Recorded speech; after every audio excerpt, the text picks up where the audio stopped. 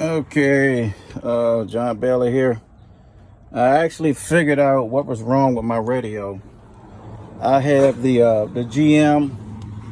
That's the 23475 have a 2019 express truck for my business, and my radio wasn't working.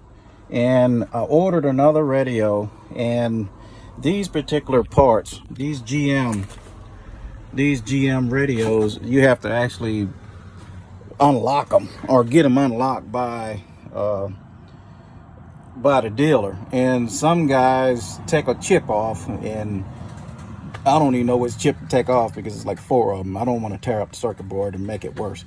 So I'm gonna tell you what I did. I thought about it.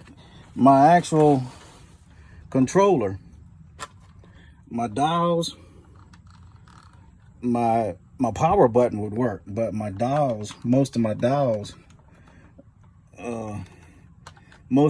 wasn't working. My power button, that would work, but my volume wasn't working.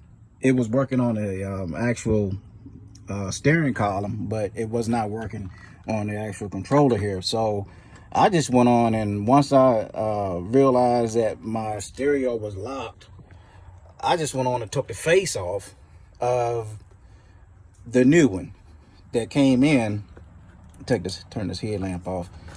I took the face off the new one that I ordered, and I put it on my actual one that came with the truck. So I just went on and put it on because it's plug and play. You can take one off and put the other one on. So I was thinking that maybe the actual face controller wasn't working, and that's exactly what it was. It was just the face that wasn't working on this particular one. So I just went on and swapped them, and it's working fine. So I'm kind of glad. No, I'm real glad that I didn't have to take it to a dealer, because dealers talking about charging me $165 per hour to even get the thing, even to see if the thing was gonna work. So I was like, you know what, I was riding around in my truck for half a day with no sound. It got kind of boring real fast. So I was like, you know what, I got to do something. So I went to Walmart and bought a little cheap radio. I was gonna go ahead and put it in, but it just clicked. I was like, you know what, just put the face on, and just to see if it was gonna work, because the actual controller was the problem, should I say. The controller was the problem on this particular GM.